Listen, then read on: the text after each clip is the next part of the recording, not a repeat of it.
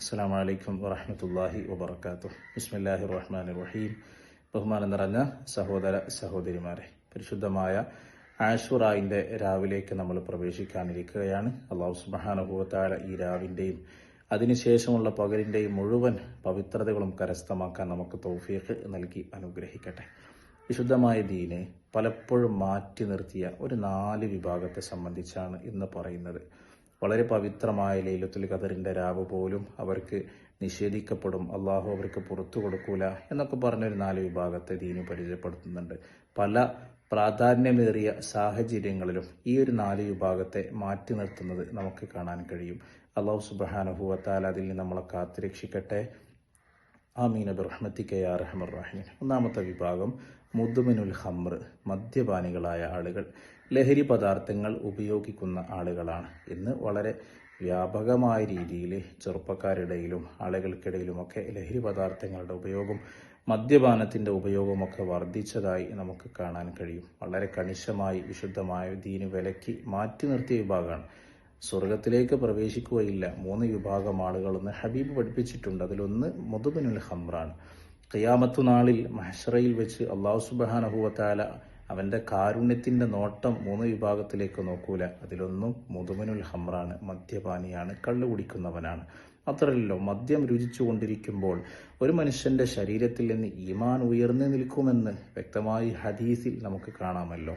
ഈമാനിൻ്റെ നൂറ് കുറയും, അവൻ്റെ ഈമാൻ അവൻ്റെ ശരീരത്തിൽ നൂരപ്പെട്ട സാഹചര്യത്തിൽ നിൽക്കുമെന്നൊക്കെ ഗൗരവത്തോടുകൂടെ വിശുദ്ധമായ ദീന് ഉണർത്തിയ ഒരു വിഭാഗമാണ് മുദ്മിനുൽ ഖംർ. അള്ളാഹു കാത്ത് രക്ഷിക്കട്ടെ. രണ്ടാമത്തെ വിഭാഗം ആളുകളാണ് ആഖുൽ വാലിദൈൻ, മാതാപിതാക്കളെ പ്രയാസപ്പെടുത്തുന്ന, ബുദ്ധിമുട്ടിക്കുന്ന ആളുകൾ.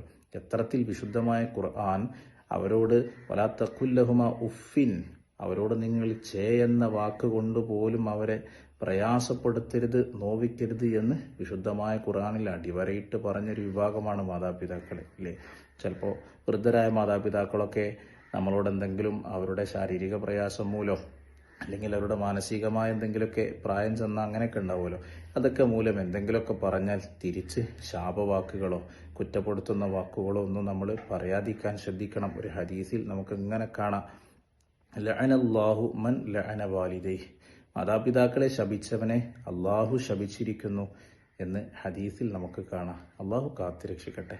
അവരെ നോക്കാനും അവരെ തൃപ്തി കരസ്ഥമാക്കാനും അള്ളാഹു തൗഫീഖ് നൽകട്ടെ. ഹദീസ് നമുക്ക് ഇങ്ങനെ തന്നെ കാണാം, അവരുടെ തൃപ്തിയിലാണ് മാതാപിതാക്കളുടെ അള്ളാഹുവിൻ്റെ തൃപ്തിയുള്ളത്, മാതാപിതാക്കളുടെ കോപത്തിലാണ് അള്ളാഹുവിൻ്റെ കോപമുള്ളത്.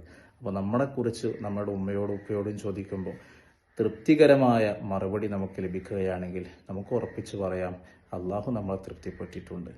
അല്ല, നമ്മളെക്കുറിച്ച് മോശമായ മറുപടിയാണ് പറയുന്നത് എങ്കിൽ ഗൗരവത്തോടുകൂടെ നമ്മൾ ആലോചിക്കണം, അള്ളാഹു സുബ്ഹാനഹു വ തആല നമ്മളെ വെറുത്തുകൊണ്ടിരിക്കുകയാണെന്ന്.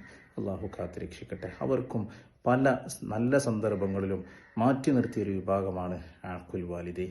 മൂന്നാമത്തെ ഒരു വിഭാഗം ഇത്തരം നല്ല നല്ല സന്ദർഭങ്ങളിൽ നിന്നൊക്കെ മാറ്റിയൊരു വിഭാഗമാണ് ഖാത്തിഉർ റഹീം, കുടുംബ ബന്ധം മുറിക്കുന്ന ആളുകൾ. നിസ്സാരമായ കാര്യങ്ങൾക്ക് വേണ്ടി എന്തെങ്കിലുമൊക്കെ അങ്ങോട്ടും കൊണ്ടും പറഞ്ഞതിൻ്റെ പേരിൽ വർഷങ്ങളോളമായി ജ്യേഷ്ഠനും അനിയനും ഉമ്മയും ബാപ്പയും സഹോദരനും സഹോദരിയും ഒക്കെ പരസ്പരം അങ്ങനെ ഛിന്ന ഭിന്നമായി ഒന്നിനും സഹകരിക്കാതെ മാറി നിൽക്കുന്ന വിഭാഗമുണ്ട്. ഒരിക്കലും അത്തരത്തിലുള്ള എന്തെങ്കിലും സ്വഭാവവിശേഷങ്ങൾ നമ്മളിലുണ്ട് എങ്കിൽ, അല്ലെങ്കിൽ നമ്മുടെയൊക്കെ കുടുംബ സാഹചര്യത്തിൽ അത്തരം കാര്യങ്ങളുണ്ട് എങ്കിൽ ഉടനടി അതിന് നമ്മൾ പരിഹാരം കണ്ടെത്തണം. 3 ദിവസത്തിൻ്റെ അപ്പുറത്ത് മുഅ്മിനായ മനുഷ്യന്മാർ തമ്മിൽ പോലും പിണങ്ങി നിൽക്കരുത് എന്ന് പഠിപ്പിക്കുന്ന മതമാണ് നമ്മുടെ മതം, അല്ലേ? അതുകൊണ്ട് നമ്മളൊരു സ്വഭാവം എപ്പോഴും കുടുംബബന്ധം ചേർക്കുന്ന ആളുകളായിരിക്കണം നമ്മൾ. മൻ വസലനി വസലഹുല്ല, മൻ ഖതഅനി ഖതഅഹുല്ല, അല്ലേ? അരശിൽ ബന്ധപ്പെട്ട് കിടക്കുകയാണ് കുടുംബബന്ധം. ആ കുടുംബബന്ധം ഇങ്ങനെ വിളിച്ചു പറയും, എന്നെ ആരെങ്കിലും ചേർക്കുന്നുണ്ടെങ്കിൽ അള്ളാഹുവെ നീ അവനെ ചേർക്കണേ, എന്നെ മുറിക്കുന്നവനെ അള്ളാഹുവെ നീ മുറിച്ച് കളയണമേ എന്ന് കുടുംബബന്ധം വിളിച്ചു പറയുമെന്നൊക്കെ സ്വഹീഹായ ഹദീസിൽ നമുക്ക് കാണാൻ കഴിയും. അള്ളാഹു നമ്മളെ കുടുംബബന്ധം ചേർത്തൊന്ന് ഉൾപ്പെടുത്തി അനുഗ്രഹിക്കട്ടെ. നാലാമത് പല നല്ല സന്ദർഭങ്ങളിൽ മാറ്റി നിർത്തിയ ഒരു വിഭാഗമാണ് പരസ്പരം വിദ്വേഷത്തോടുകൂടെ വൈരാഗ്യത്തോടുകൂടെ പിണങ്ങി നടക്കുന്ന ആളുകൾ. അൽ മുഷാഹിൻ എന്ന് നമുക്ക് ഹദീസിൽ കാണാം. പരസ്പരം തെറ്റിപ്പിണങ്ങി വിദ്വേഷത്തോടുകൂടെ ശത്രുതയോടുകൂടെ നടക്കുന്ന ആളുകൾ.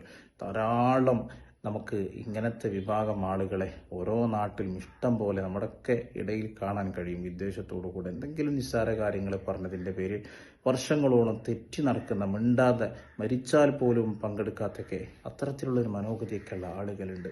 അള്ളാഹു സുബ്ഹാനഹു വ തആല നമ്മൾ അത്തരം സ്വഭാവവിശേഷങ്ങളിൽ നിന്ന് കാത്തുരക്ഷിക്കട്ടെ.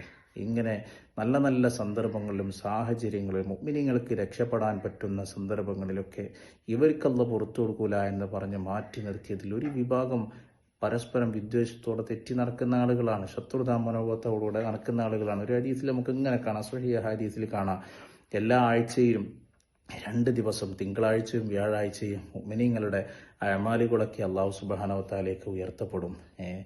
ഈ 2 വിഭാഗം ഈ വിഭാഗത്തിൻ്റെ ഉൾപ്പെടുത്തൂല. പരസ്പരം തെറ്റി നടക്കുന്ന ആളുകളുടെ അമല് അള്ളാഹുലേക്ക് ഉയർത്തപ്പെടൂല എന്നൊക്കെ ഹദീസിൽ നമുക്ക് കാണാം. ഏതായിരുന്നാലും ഇങ്ങനത്തെ രാവുകളും പകലുകളും ഒക്കെ കടന്നു വരുന്ന സമയത്ത് ഇത് നമുക്ക് നിഷേധിക്കപ്പെടുമോ, ഇത്തരം സ്വഭാവവിശേഷങ്ങളുള്ള ആളുകളെ മാറ്റി നിർത്തപ്പെടുമോ എന്നതൊക്കെ നമ്മൾ ചിന്തിക്കേണ്ട ഒരു വിഷയമാണ്. അല്ലാഹു സുബ്ഹാനഹു വ തആല ഇത്തരം ആളുകളുടെ ഇത്തരം സ്വഭാവവിശേഷങ്ങളൊക്കെ നമ്മളെ കാത്തുരക്ഷിക്കട്ടെ. നമ്മളൊക്കെ അല്ലാഹു സാലിഹീങ്ങളിൽ ഉൾപ്പെടുത്തി അനുഗ്രഹിക്കട്ടെ. ആമീൻ ബിറഹ്മതിക യാ അർഹമർ റഹീമീൻ. അസ്സലാമു അലൈക്കും വറഹ്മത്തുള്ളാഹി വബറകാതുഹു.